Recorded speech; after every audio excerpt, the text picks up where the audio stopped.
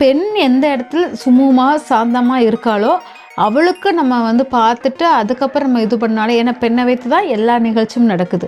அதனால அவளுடைய பலம் தான். சந்திராஷ்டமம்ங்கிறது ஒரு ராசியை ஃபுல்லாக முழுமையாகவே ஆக்குப்பை பண்ணுற மாதிரி தான் இருக்கும். ஆனால் அக்யூரேட்டாக ஒரு ஒரு புள்ளி பாயிண்ட் எடுத்து கொடுக்கணும்னா அந்த 3 நட்சத்திரமும் சந்திரனோட வலிமை பெற்ற நட்சத்திரமாக இருப்பதினால் இந்த நட்சத்திரத்தை சந்திராஷ்டமம். சில பேர் சந்திராஷ்டமம் அப்போ நிறைய அவமானங்கள் படுவாங்க.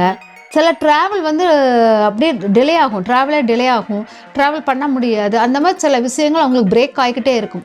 ஆனால் இவங்களுக்கு அந்த பிரேக் நிறைய வாய் பேசுகிறவங்க வந்து அந்த சமயத்தில் வாய் பேச வேண்டாம். ஏன்னா நம்ம பேசுறதுக்கு எல்லாமே அங்கே அவமானங்கள் உருவாக்கிட்டு இருக்கும். 8ஆம் வீடு அவமானம், நோய்கள் இதெல்லாம் குறிப்பதாக இருக்கிறதுனால அதனால அந்த உடைய தாக்கம் அதிகமாக இருக்கும்.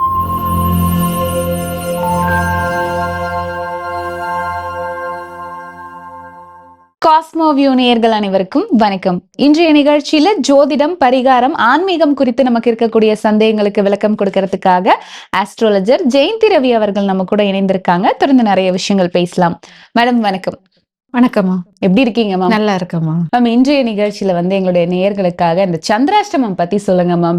எல்லாரும் பயப்படுற ஒரே விஷயம் அப்படின்னு பாத்தீங்கன்னா சனி பகவானுக்கு அடுத்ததான் சந்திராஷ்டமம் தான் சொல்லணும். ஏன்னா நிறைய பேர் கேலண்டர்ல இன்னைக்கு நமக்கு சந்திராஷ்டமம் அப்படின்னு பார்த்துட்டு தொடங்கக்கூடிய நாட்கள் இருக்குது. ஸோ இந்த சந்திராஷ்டமம் அப்படின்னா முதல்ல என்ன, அதுக்கப்புறம் அதை பத்தி இருக்கக்கூடிய விஷயங்கள் நம்ம பேசலாம். சந்திராஷ்டமம் அப்படின்னா என்ன மேடம்? சந்திராஷ்டமம்னா சந்திரன்கிறது நம்ம மனசு உடலை குறிப்பது. அது வந்து என்னன்னா காலபுருஷனின் 8ஆம் பாவமான விருச்சிகத்தில் நம்மளுக்கு வந்து சந்திரன் வந்து நீச்சமாகுது. உடலும் மனதும் நீச்சமாகிற இது. அது வந்து ஒவ்வொரு ஜாதகத்தில் காலபுருஷனின் தத்துவத்தை பற்றி தான் விதிகளை, ஜோதிட விதிகளை அமைச்சிருக்காங்க. அதனால ஒவ்வொரு ஜாதகத்திலும் ஒவ்வொருத்தருக்கும் அவங்க சந்திரன் பிறந்த நட்சத்திரத்திலிருந்து 17வது நட்சத்திரம் சந்திராஷ்டமம் உருவாகுது. அதாவது 17வது நட்சத்திரங்கிறது அவங்களுடைய ராசிக்கு, சந்திரன் என்ற ராசியிலேருந்து 8வது ராசிக்கு சந்திராஷ்டமம் உருவாகுது அப்படிங்கிற மாதிரி நம்ம எடுத்திருக்கோம். அதனால் இந்த 8வது ராசியில் நிற்கக்கூடிய உங்களுடைய நட்சத்திரத்திலேருந்து 8வது ராசியில் நிற்கக்கூடிய நட்சத்திரம் வந்து உங்களுக்கு சந்திராஷ்டமத்தை கொடுக்கும், அந்த ராசி சந்திராஷ்டமத்தை கொடுக்கும் அப்படின்னு சொல்லிட்டு சொல்லுவாங்க. சந்திராஷ்டமங்கிறது உடலும் மனமும் ஒன்றோடு ஒன்று போராடுற தன்மை, சப்போர்ட்டாக நிற்காது. அதனால நம்ம அந்த சமயத்தில் கொஞ்சம் நிதானமாக அமைதியாக இருந்தால் சரியாயிரும். ஓகே. ஸோ சந்திராஷ்டமம் அன்னைக்கு பண்ணக்கூடாத விஷயம் அப்படி ஏதாவது இருக்காம? ஏன்னா பயப்படுற அளவுக்கு அப்படி என்ன இருக்கு அதுல? சந்திராஷ்டமம் வந்து பண்ணக்கூடாதது வீடு குடி பெயர்றது, திருமணம் பண்ணக்கூடாது. இதெல்லாம் ஏன்னா வீடு குடி பெயர்றது வந்து உடல் அலைச்சல் நிறைய உண்டு. உடலால் நம்ம வந்து நிறைய பணிகள் செய்யணும். திருமணமும் உடலும் மனமும் சம்மதிக்கணும். திருமணத்துக்கு வைபவங்கள் கூட்டம் நிறைஞ்ச இடம். ஓகே. இப்போ நம்ம கல்யாணம் அப்படின்னு ஒரு பொது நிகழ்ச்சியா எடுக்கும்போது இந்த சந்திராஷ்டமம் யாருக்கு பாக்குறது மேம்? ஏன்னா இதுல வந்து மணப்பெண் இருக்காங்க, ஆண்மகன் இருக்காங்க, அவங்களுடைய வீட்டார்கள் இருக்காங்க, பெண் வீட்டார்கள் இருக்காங்க. ஸோ இப்போ சந்திராஷ்டமம் அப்படின்னு பார்க்கும்போது ஒரு பொது நிகழ்ச்சியில யாருக்கு சந்திராஷ்டமம் நம்ம பார்க்க முடியும்? பொதுவாக வந்து சந்திராஷ்டமம் வந்து பெண்ணை தான் வச்சு பார்க்கணும். ஏன்னா எப்போவுமே ஒரு திருமணம் எடுத்துக்கிட்டோன்னா பெண் ஜாதகத்தை வச்சு தான் நம்ம திருமணமே பார்ப்போம். நாள் குறிக்கிறதே பெண்ணுக்கு ஃபேவரலாக இருக்கிற மாதிரி, பெண்ணுக்கு சௌரியமாக இருக்குதா அதை பார்த்தா திருமண வைபவங்களை நம்ம எடுப்போம். அதே மாதிரி வீடு பால் காய்ப்பு இதுவும் பெண்ணுடைய ஜாதகத்தை வச்சு தான் பால் காய்க்கிறதுக்கு நல்ல நாள் குறிக்கிறது. அதனால் பெண் எந்த இடத்துல சுமூகமாக சாந்தமாக இருக்காளோ அவளுக்கு நம்ம வந்து பார்த்துட்டு அதுக்கப்புறம் நம்ம இது பண்ணாலும், ஏன்னா பெண்ணை வைத்து தான் எல்லா நிகழ்ச்சியும் நடக்குது. அதனால் அவளுடைய பலம் தான் நம்ம முக்கியம். அதே மாதிரி குடும்பத்தாருடைய சந்திராஷ்டமம் அதெல்லாம் கணக்கில் கிடையாது. ஆனால் பெண்ணு வந்து திருமணம் ஆகக்கூடிய பெண்ணுக்கு, கல்யாணம் மணப்பெண்ணுக்கும் ஒரு வீடு குடி புகுறோன்னா அங்கே உள்ள பெண்ணுக்கும் தான் நமக்கு சந்திராஷ்டமம். ஏன் பெண்ணை வைத்து பார்க்குறோன்னா சந்திரன் வந்து பெண் தன்மை உடையது. இங்கே பெண் பலவீனம் அடைஞ்சாலே எல்லாமே பலவீனம் ஆயிரும். அதனால பெண்ணை வைத்து தான் நம்ம சந்திராஷ்டமம் இந்த நிகழ்ச்சி இது குறிக்கும் போது, நாள் குறிக்கும் போது பெண்ணுக்கு தான் நம்ம பார்க்கறது மிக முக்கியமானதாக இருக்கும். ஆனால் பெண்ணுக்கு சந்திராஷ்டமம் இல்லாமல் இருக்கணும் அப்படிங்கிறது முக்கியமாக பார்ப்போம். பொதுவாக நம்ம ஜாதக பொருத்தம் பார்க்கும்போது ஆண் பெண் 2 பேருக்குமே நட்சத்திர பொருத்தம் பார்த்து தான் எடுப்போம். அந்த நட்சத்திர பொருத்தம் வந்து நம்ம பார்க்கும்போதே 2 பேருக்குமே ஃபேவரபிளான ஒரு நட்சத்திரமா 2 பேருக்குமே நட்பா இருக்கிற நட்சத்திரமா தான் எடுப்போம். அப்ப 2 பேரும் நட்பா இருக்கிற மாரி நட்சத்திரம், அவங்க ஒருத்தருக்கு ஒருத்தர் உறுதுணையா இருக்கிற நட்சத்திரமா பார்த்து தான் செலக்ட் பண்ணுவோம். அப்படி செலக்ட் பண்ணும்போது, அவங்களுக்கு நெகட்டிவான நட்சத்திரங்கள் எதுவுமே இப்ப பெண்ணுக்கு சந்திராஷ்டமம் இருக்கும்போது, ஆணுக்கும் அது சூட்டபிள் இல்லாம தான் இருக்கும்.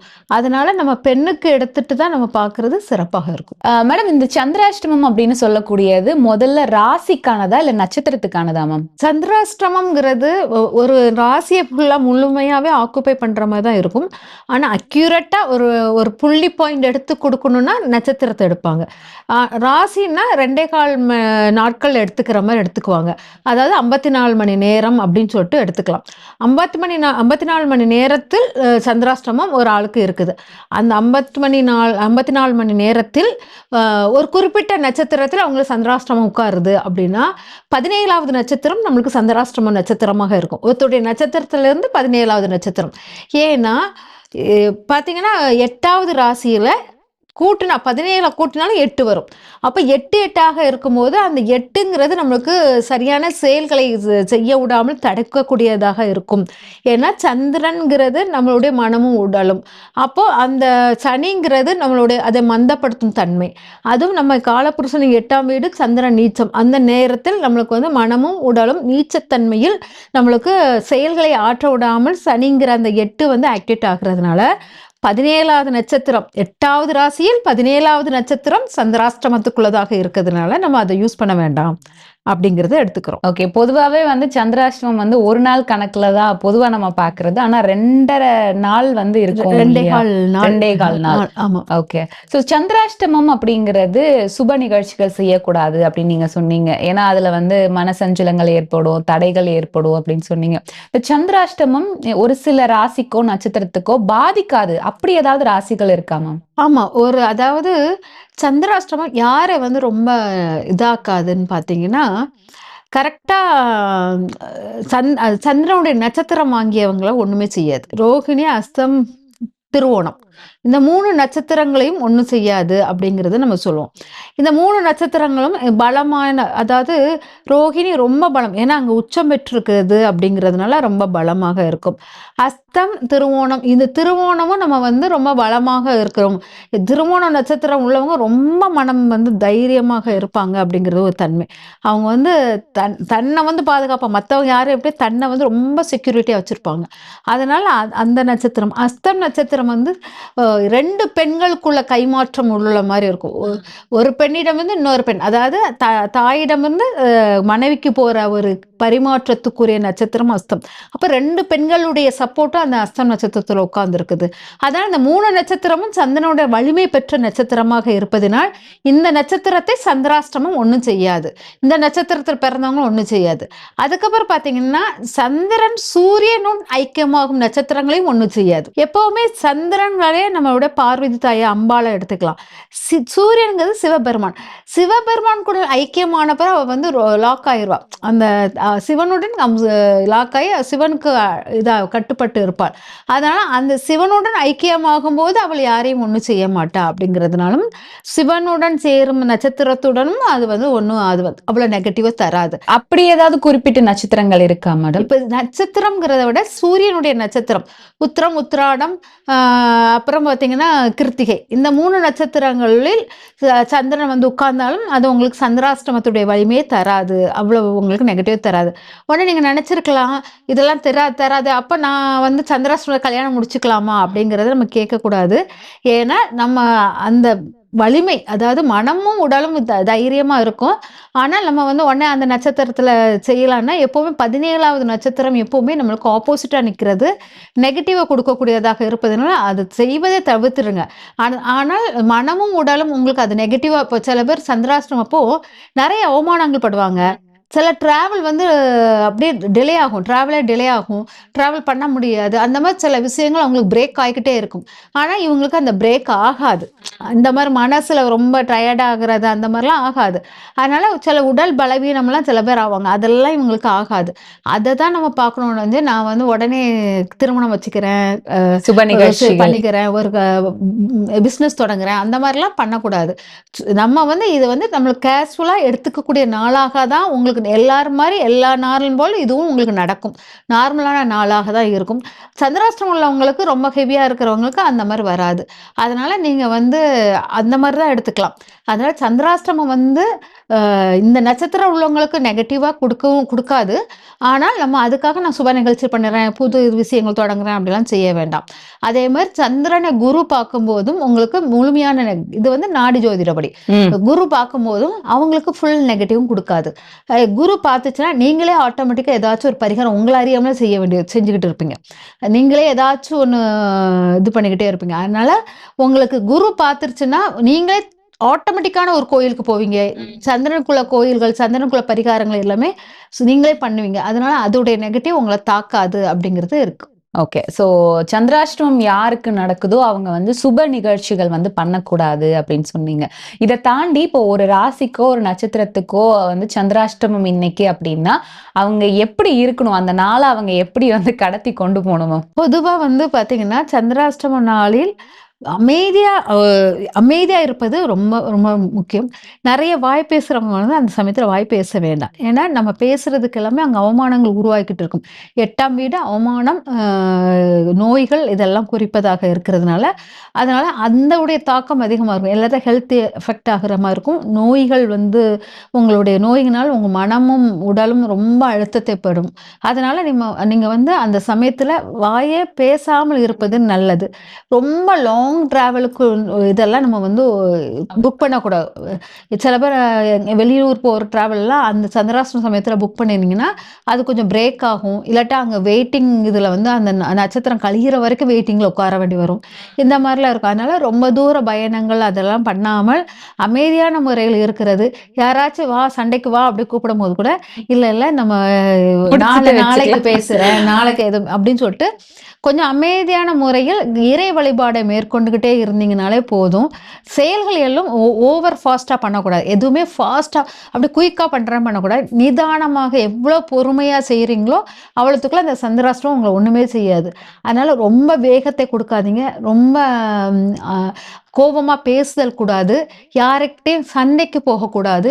நீங்கள் இந்த சந்திராஷ்டமம் யார்கிட்டயாவது சண்டைக்கு போனீங்கன்னா வழக்கு விஜயங்களை சந்திக்க வேண்டிய சூழ்நிலை கூட உருவாகும். அதனால் அந்த நேரத்தில் சண்டைக்கு நான் என்னுடைய வீரத்தை காமிக்கிறேன், தைரியத்தை காமிக்கிறேங்கிறதெல்லாம் செயல்கள் பண்ணக்கூடாது. ஏன்னா அந்த நேரம் வந்து உங்களுக்கு ரொம்ப இதாக இருக்கிறதுனால பொதுவாக அமைதியாக இருக்குங்க. எவ்வளோ பேசினாலும் பேச்சு வாங்கிக்கோங்க. யார் பேசினாலும் அமைதியாக மூவ் பண்ணிட்டு அமைதியாக வெளியே வந்தீங்கனாலே சரியா இருக்கும். ஓகே. இந்த மருதாணி கூட சந்திராஷ்டமத்துல வைக்கக்கூடாது அப்படின்லாம் சொல்றாங்க. அந்த அளவுக்கு தாக்கத்தை ஏற்படுத்தும். ஓகே. சோ இந்த சந்திராஷ்டமம் அன்னைக்கு பண்ண வேண்டிய பரிகாரம் ஏதாவது இருக்காமா? ஆமா. சந்திராஷ்டமம் வந்து என்னன்னா யார் ஒரு வீட்டில் வந்து சந்திரன் வீக்கா இருந்துச்சுன்னா சந்திரன் நீச்சமா இருக்கும். சில பேருக்கு ஒரு குடும்பத்துல சந்திரன் நீச்சமா இருக்கும். சந்திரன் ராகு கேது பிடிக்குள்ள போய் மாட்டி இருக்கும். அந்த மாதிரி சந்திரன் வலிமை குன்றியா இருக்கிறவங்களுக்கு ஆட்டோமேட்டிக்கா ஒரு வீட்டுல பரிகாரம் நடக்குதுன்னா பாத்தீங்கன்னா சந்திராஷ்டமம் சாதம் பிடிக்கும். சாதம் பிடிச்சிரும். அடி பிடிக்கும். பால் பொங்கி கீழே ஊத்தும். பால் பொங்கி ஊத்தி கருகும். அந்த மாதிரி பால் கருகும். இதெல்லாம் சந்திராஷ்டமம் சமயத்தில் ஒரு பரிகாரம் மாதிரி ஆகும். சாதம் பிடிச்சிட்டுனாலே அங்க வந்து சந்திராஷ்டமம் கிளியர் ஆகுதுன்னு அர்த்தம். எந்த வீட்டில் அதிகமாக சாதம் பிடிக்குது, எந்த வீட்டில் பால் அதிகமாக பொங்கி இருக்குதோ அவங்க சந்திரன் வீக்கா இருக்கு அந்த வீட்டில் உள்ளவங்களுக்கு. அப்பங்கும்போது அந்த வீட்டில் அந்த சந்திராஷ்டமம் சமயத்தில் அவங்களுக்கு நெகட்டிவான விஷயங்கள் அந்த வீட்டில் உள்ளவங்களுக்கு நடக்கும். சந்திரன் யாரை பார்த்து ரொம்ப பயப்படுறாருன்னா நம்மளுடைய விநாயகரை பார்த்து ரொம்ப பயப்படுவார். அதனால் விநாயகர் கோயிலுக்கு போயிட்டு வருவது சந்திராஷ்டமம் சிறப்பாக இருக்கும். சிவன் வந்து நிலாவை வந்து தன்னுடைய முடியில் கட்டி வைத்ததுனால சிவனுக்கு வந்து ரொம்ப கண்ட்ரோல் ஆகும் சந்திரன். ஆனா சிவனுக்கும் பிள்ளையாருக்கும் ரொம்ப பவர்ஃபுல்லான இடம் வந்து சந்திராஷ்டமம் கொடுக்கும். ஆனால் சந்திராஷ்டமம் அப்போ வந்து சிவன் கோயிலுக்கு போயிட்டு வருவதும் பிள்ளையார் வழிபாடு பண்ணுவதும் சிறந்த. பிள்ளையாரும் சிவனையும் ஒரு நேரம் நீங்க வழிபட்டாலே நல்லா இருக்கும்.